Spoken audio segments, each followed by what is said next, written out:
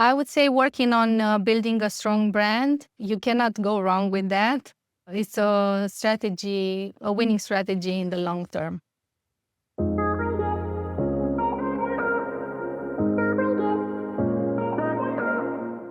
Hello, I'm Ramona Joita, and this is SEO in 2026. Ramona, what's your number one SEO tip for 2026? I think that strong branding, not just keywords, will drive organic visibility in the AI-powered SEO landscape in 2026. I have to say that 2025 has been, I think, the most busiest year ever. I have been in this business, I think, for 15 years now, and I have been facing all the changes that Google passed through. I remember we had the Google Mobile First Index, when we had to adjust our websites to fit for the mobile version, which was quite a change. I think that we had Rank Brain when the Google started focusing on how people react to our content, and not only to the keywords that we are publishing on the websites or to the backlinks that are pointing to our websites. But this is by far, and has been by far, I think, the busiest year. And I think that we are in an early stage of understanding the impact of how this change, it's changing the game, if I can say like that. Yeah, I think 2026 will be even a more challenging year.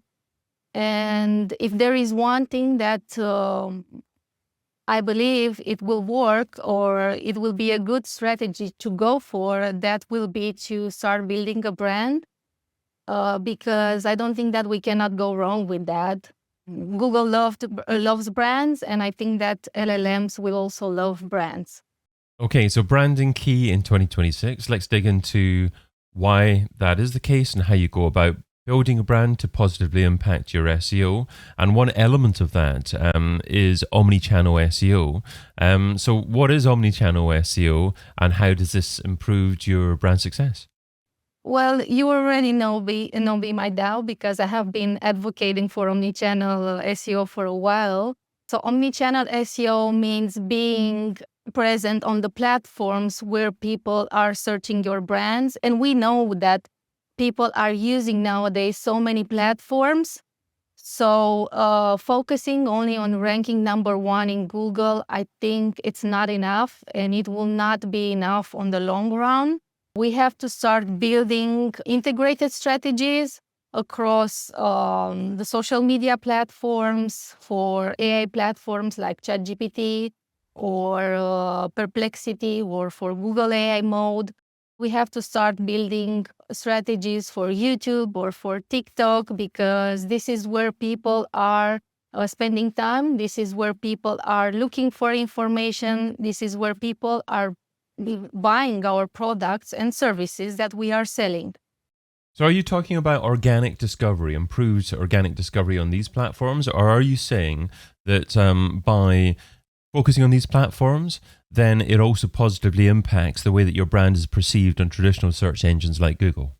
Exactly. Focusing on these platforms, it will not only increase your brand awareness, but at the same time, it will increase your visibility, because if, for example, you are optimizing a YouTube video, the chances of that YouTube video ranking in Google are higher. At the same time, if I'm optimizing TikTok Reels or YouTube Reels, the chances of them ranking in Google are higher. So it's basically creating an ecosystem where you have consistency across all these platforms, that in the end will bring you more brand authority, more traffic, and eventually all of this will lead to more leads coming to you. So you've mentioned many possibilities in terms of working on different platforms. How do you know what to prioritize? How do you know which 2 or 3 platforms are likely to give you the biggest impact in terms of brand SEO? You know, that's a really good question, and it's a question that I'm asked frequently, especially for people who are just starting, or from startups, because their budget is usually limited and they don't know exactly where to start.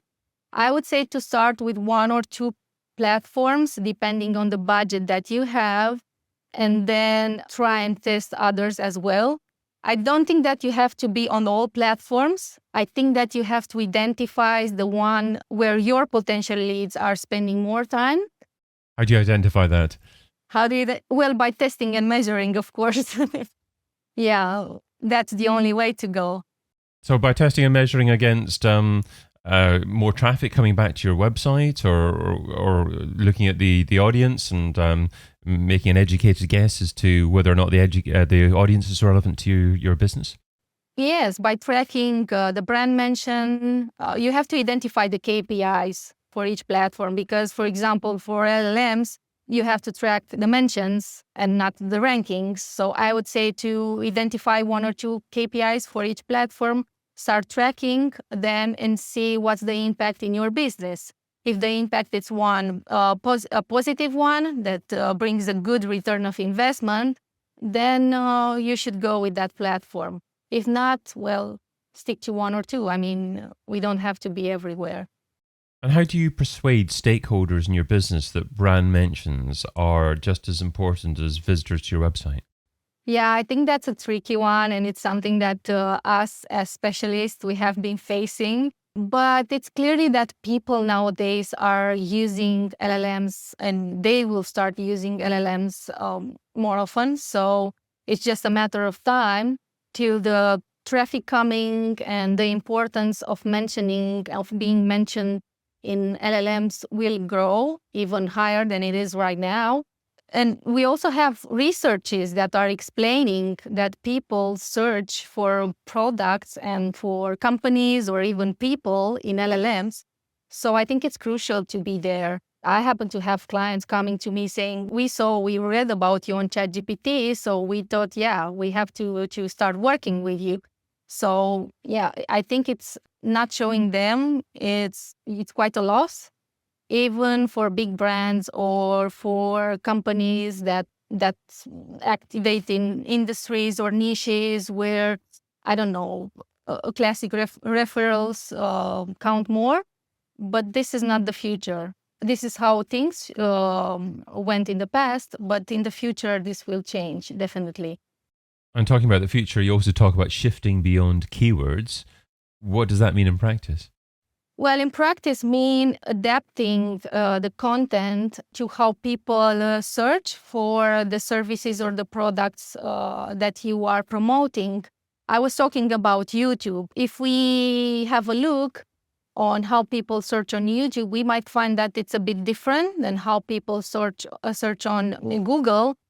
People might look there for videos explaining how to do things, or for videos doing comparisons between 2 products. So we need to do a research on that platform as well, and to adapt the videos that we publish according to how people are searching for the products for what we are selling. At the same time, if we are talking about LLMs, the way people are searching there, it's more conversational. And I think as people will start using more and more LLMs, they will get used with having a conversation with the AI, and AI will become like literally a virtual assistant for them making shopping. So we need to start integrating all these things in our strategy, and not only aiming for optimizing articles for how people search on Google. You indicated that you've been successful already with appearing on LLMs, and you talked briefly there about optimizing articles, and obviously you can optimize articles for LLMs. What are 1 or 2 things that you've done to optimize content for LLMs and been successful as a result of doing that? Yes, so I'm just in early staging of testing things, as many other people from this industry. So what I did so far was try to adjust the content, try to structure the content in a way that's easier for LLMs to understand, having shorter paragraphs, having bullets in there. At the same time, I've started adding the summary at the beginning of the article, which is something that we didn't used to do in the past because we wanted to keep people more on our pages. We used to add the summary or the conclusion at the end of the article. Do you actually add a heading at the beginning saying, here's a summary of what you can expect by reading this article? Or do you just add the summary at the beginning and then carry on with the article? Yes, and the summary at the beginning, or just a few bullet points with the conclusions from the articles. But no headline to say this is the summary of what you're going to read? No. No. Okay. Because I'm just wondering what makes it more likely for LLMs to consume that type of content. You just simply need to summarize the piece. And how many lines, how many words does that need to be ideally? I haven't tested exactly to know exactly how many lines or how many words, but I try to keep it short. I don't know, no more than 3 words, 30 words per phrase, because I think that it's easier for the LLMs to understand.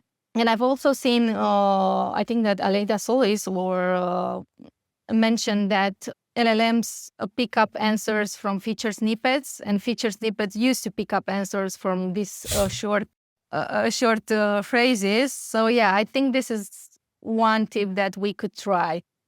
And you talk about optimizing content for LLMs as well, kind of within the article. Do you attempt to actually research what content LLMs are likely to want to feature and try and create that type of content? Or is it a case of just writing what you're going to anyway, but do it in a format that makes it easier for LLMs to consume? I think it's important to do a research, and I myself try to research on how people search also on LLMs. And we have some tools now where we can find some potential prompts. And even though they are in early stages, I would say so, we can take those. What tools are you talking about?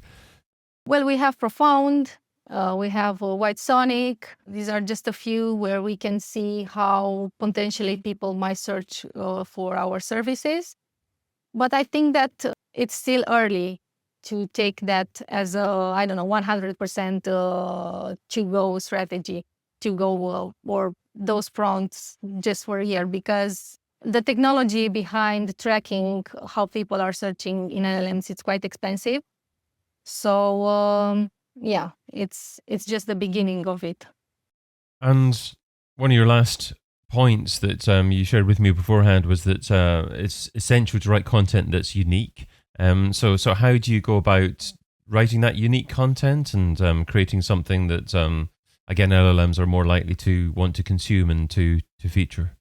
Yeah, so I would say on that matter, what I have been testing so far, and because I also promote people aiming for digital PR, and I think it will increase even more now with the with people focusing on reputation and on branding in LLMs, and with reputation and branding being important. What I try to do is to combine information that's available online with internal information and come up with insights or with white papers or with guides that are unique. So this way, trying to increase the chances of those articles or those white papers being mentioned in LLM, but it's still testing. So I'm still testing them. It's still early. And I think this is one of the fun parts, if I can say like that. If there is something fun in the with all these things happening around us, is that I'm feeling that we are back to the basics. If in early stages we were trying to understand how Google crawlers work in order to come up with strategies to rank higher in Google, now we try to understand how LLM works. The way people are searching is changing in order to come up with strategies tailored for LLMs and to be where people are spending time online. Ramona, what's a key takeaway from the tip you shared today? I would say working on building a strong brand. You cannot go wrong with that. It's a winning strategy in the long term. Ramona Joita is an SEO consultant and founder. Find out more over at marketez.ro. Ramona, thanks so much for being part of SEO in 2026. Thank you as well. I've been your host, David Bain. Get your copy of SEO in 2026, the book, over at SEOin2026.com.